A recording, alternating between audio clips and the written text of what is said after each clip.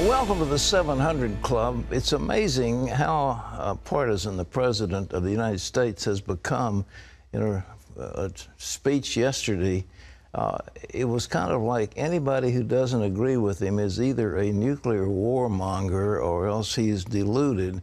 Instead of saying there's some reason in my opponent's arguments, he doesn't do that. It's kind of like scorched earth. Maybe that's the way they did in Chicago, but he sure has picked it up. And the president says Republicans in Congress have something in common with the Iranians who are chanting death to America. Can you believe that? Because they both want to stop his nuclear deal. Well, what he didn't say was that many Democrats and millions of Americans are also against that deal, and they're not nuclear warmongers. Terry? Well, the president is trying to defend the agreement with Iran and get Congress to go along with it. But he may have a tough road ahead. Dale Hurd has the story. The president went to American University to push his arms deal with Iran. It was a speech filled with comparisons. He compared himself to JFK and wasn't shy about trumpeting his accomplishment. This is the strongest non-proliferation agreement ever negotiated. Mr. Obama compared opponents of the agreement to the politicians who pushed for the 2003 invasion of Iraq. And he compared Republicans to Iranian hardliners. In fact, it's those hardliners who are most comfortable with the status quo. It's those hardliners chanting death to America who've been most opposed to the deal. They're making common cause with the Republican caucus. The president warned that if Congress blocks the deal next month, it will put the U.S. on the path to some form of war. But Senate Foreign Relations Committee Chairman Bob Corker said that's not true. Everyone in the United States knows that this president is not going to carry out military action against Iran. Iran knows that. Meanwhile, the Washington Post says the deal is hemorrhaging support. A new poll shows the public against the agreement by a 2-to-1 margin, and 3 top Jewish Democrats in the House are now against it. Critics have a lot not to like: the lack of proper inspections, the secret side deals, and the danger to Israel. Democratic lawmakers may get an earful from constituents during their August recess before Congress votes on the deal in September. Dale Hurd, CBN News. Thanks, Dale. Well, ladies and gentlemen, our CBN News Middle East Bureau Chief Chris Mitchell is here with us, and you bringing it straight from the horse's mouth. Chris, what have you got? Well, I've been reading the what's called the GCOPA, the Joint Comprehensive Plan of Action, and one of the things, and Pat, right, 2 things it does when you read this, you find out that what it has, the sanctions relief, you can count them. There's 1,043 individuals, organizations, and companies. Come on, that many? It's not just a couple of people. It's 1,400. Oh, no. It's all these individuals. There's 227 ships. There's 76 aircraft. In fact, this is all the listings in this. It's almost 40% of the agreement is the sanctions relief. And this is sort of like a jihadist stimulus program, because many of the companies that are affiliated with this are part of what's called the EIKO, which is the execution of the Imam Khomeini order. Now, Khomeini orders that, he controls that, and this is worth tens of billions of dollars. And the president goes on and said this is the most comprehensive arms control deal in history. This is unbelievable. Yeah, and many of the people that are on this are because of terrorist activities, and there's no quid pro quo that they're going to have to stop their illicit activities. Many of the companies and individuals are responsible for American deaths. There's American blood on their hands, and yet this agreement doesn't release the 4 Americans in Iranian prisons right now. Now, Chris, there's something else. I understand this deal may restrain Israel from attacking these nuclear facilities. Tell us about it. Yeah, there's another graphic that we have, Pat. It talks about this is in part of the agreement, and it says the EU plus 3, and that's part of the P5 plus 1. The cooperation in the following areas can be envisaged. Cooperation through training and workshops to strengthen Iran's ability to protect against and respond to nuclear security threats, including sabotage. And Pat, the word that really struck me when I was reading this was sabotage. Now, Israel is the country most accused of doing sabotage against Iran's nuclear program. That was the Stuxnet virus that was put in probably by the U.S. and Israel, and this agreement says the U.S. will protect against such things. Exactly. So it begs the question that the U.S. puts itself in the position protecting Iran and maybe protecting Iran against Israel. Well, the supreme leader of Iran has written a book about destroying Israel. Tell us about that. Well, first of all, Israel takes the supreme leader at its word. You know, he wants to outwit America, and he wants to destroy Israel. And, you know, Israel also believes that Iran has an eschatology, an end-time eschatology of bringing back the 12th Imam of the Mahdi. We've talked about it many times. Many times, absolutely. And we've talked about, too, an Iranian expert who says, first of all, they want to destroy Israel because it represents Judaism. Then they want to destroy the great Satan, which is America, which represents Christianity. They definitely do that. Oh, they do want to do that. Exactly what they want to do. Right. And they mean what they say. You're looking at this thing from the standpoint of somebody who's now living in Israel. What do you think's wrong with Obama? Well, I think he either is naive or he has a plan. I think he wants to shift the balance of power away from our traditional allies, Israel and Saudi Arabia, and he wants to shift that to Iran. And what that has done, Pat, is something unprecedented. It's really formed an alliance between Israel and Saudi Arabia, and some people say that's maybe Obama's greatest foreign policy achievement.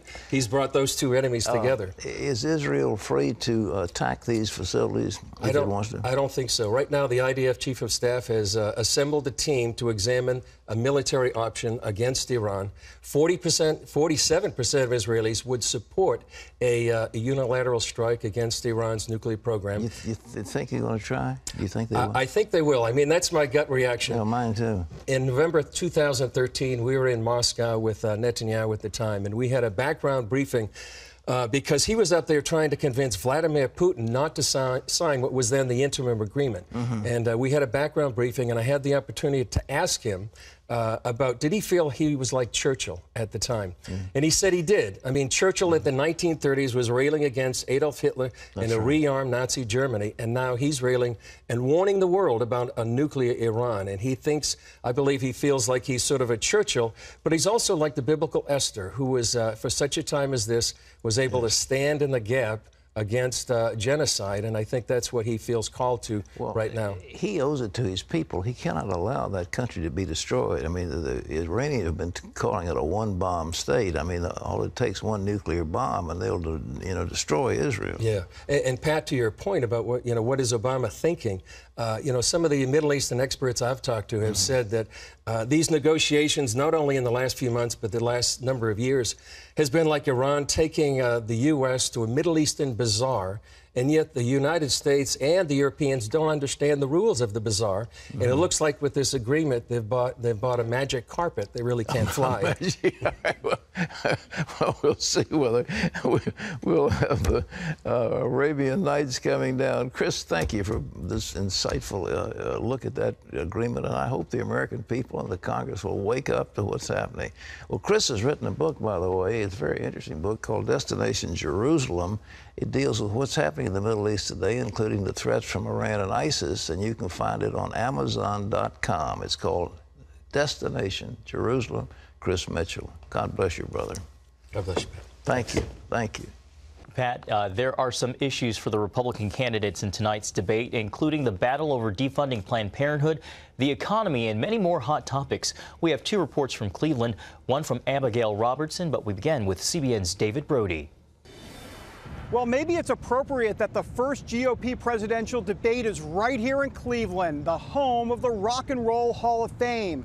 That's because come Thursday night, boy, oh boy, there sure is going to be a lot of rock and roll on that stage. The opening act, 7 candidates who polled the lowest, and then it's on to the main event, the top 10 candidates, with Donald Trump literally in the middle of the stage since he's the current frontrunner. Now watch for him to throw a few verbal grenades and for others to respond in kind. Some candidates are already in Cleveland early. Carly Fiorina doing some national radio interviews, and Marco Rubio is holding town hall meetings to rev up his supporters. When I'm president of the United States, we will reduce taxes on businesses big and small so they can compete and jobs will stay in America. So as the candidates get set for the 2016 presidential election, so does the Republican Party. For more on that part of the story, we head crosstown here in Cleveland to my CBN colleague, Abigail Robertson. David, we're here at the Renaissance Hotel where the Republican National Committee is holding its summer meeting. This is where they begin to shape the party's platform for the 2016 election. One issue on the agenda, Planned Parenthood and those gruesome undercover videos revealing how doctors discuss selling fetal tissue. I sat down with RNC member Ellen Barossi, who wants to stop government funding of state universities that have purchased fetal tissue for testing purposes. The RNC is very responsive to the grassroots. We really care about the people in our home states, and what they are telling us loud and clear is that Planned Parenthood has to be defunded. As for tonight's debate, there's no doubt candidates will be pressed on their stance of funding Planned Parenthood and how far they're willing to go to fight to end it. Abigail Robertson, CBN News, Cleveland, Ohio. Thanks, Abby. Both David and Abby will be on Twitter during the debate using the hashtag CBN2016. David's Twitter handle is right there on your screen at The Brody File, and Abby's is at @ABB_Roberts_CBN. Well, after a 2-year investigation, the Senate finally issued its bipartisan report on the scandal involving the IRS, where the agency targeted Tea Party and other conservative groups by delaying their applications for tax-exempt status. The report found the tax agency did indeed hold up those applications. Some conservative groups waited as long as 5 years, while others eventually withdrew. Democrats say bad management and bureaucratic bungling at the IRS was to blame, while Republicans say the tax agency was harassing the groups because they were conservative and that the Obama administration misled Congress and tried to hide the evidence. Pat, the report also said there was a culture of dysfunction there at the IRS, and they laid much of the blame at the feet of former official Lois Lerner. Nothing about dysfunction. They were a bunch of liars. And there's no question Lois Lerner is an ideologue. When she used to be at the Federal Election Commission, she went after religious groups, and I was one of those that she and her team went after. I didn't understand what was going on. People said to me, they rule against you in every issue. Well, that's because of Lois Lerner. I didn't know it at the time. Now I know it. But she is bad news. She pled the Fifth, which means I am guilty, and if I tell you what I have done, I can be convicted. I have a right against self-incrimination. That's what the Fifth Amendment's about. And she pled that before Congress. They need to bring her up on charges. They need to bring charges against her, contempt of Congress, and all the other things. And I hope the Republicans will have the intestinal fortitude to go forward against that woman, because she's bad news, as well as others. But there are lies, there are hidden emails, there are great troves of documents that weren't provided to Congress, and it goes on and on and on. And it's the pattern of the administration. Obfuscate, eliminate, lose, talk, wait till the next election, do everything you can to push the ball down the road. We've got to stop it.